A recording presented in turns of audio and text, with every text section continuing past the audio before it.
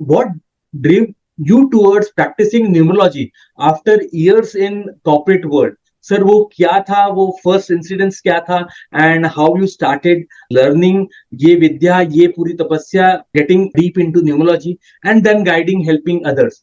Sir इसके बारे में प्लीज डिटेल में बताइए। योगेश जी, अगर मैं सच कहूं तो मुझे पहले ये सब चीजों पे बिल्कुल विश्वास ही नहीं हुआ करता था। ओके। और मैं खुद मतलब मुझे ज्यादा जानकारी भी नहीं थी और विश्वास भी नहीं होता था। लेकिन जब मेरी लाइफ में मैंने खुद देखा कि मैं कई चीजें मेरी लाइफ में चैलेंजेस थे और भी थी, और मेरा खुद का जो डेट ऑफ बर्थ है उस डेट ऑफ बर्थ में 3 नंबर है। मेरा जो बर्थ नंबर जिसे हम कहते हैं वो 3 नंबर है।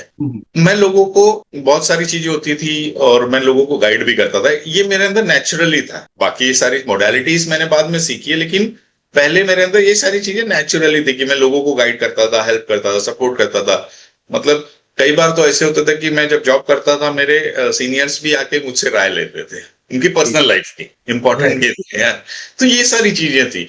तो जब मैं ये करता था तब मुझे फिर न्यूमरोलॉजी के बारे में पता चला। मैंने एक दो बुक पढ़ी तो वहां पे मैंने पढ़ा कि 3 नंबर जो होता है वो जुपिटर का होता है, और उनका जो काम होता है, मतलब उनका जो बर्थ पर्पस ऑफ लाइफ बोल सकते हैं, वो होता है लोगों को गाइड करना, ये सब। तो फिर मुझे ये लगा कि ये मुझे तो पता नहीं था ये सब चीजें, लेकिन मैं ये तो कर रहा हूं, तो कहीं ना कहीं ये चीजें हैं। देन उस चीज को फिर मैंने डीपली स्टडी करना शुरू किया।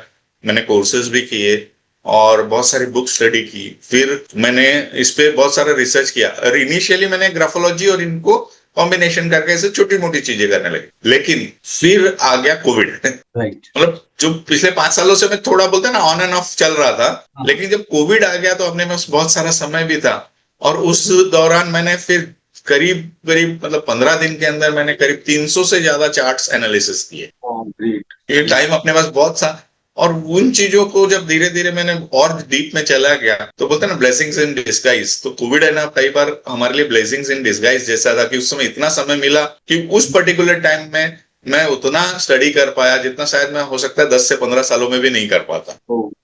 तो that give me an edge की वो जो समय मिल गया उसका मैंने सदुपयोग किया और लोगों की लाइफ में फिर और पॉजिटिव चेंजेस लाना शुरू कर दिए।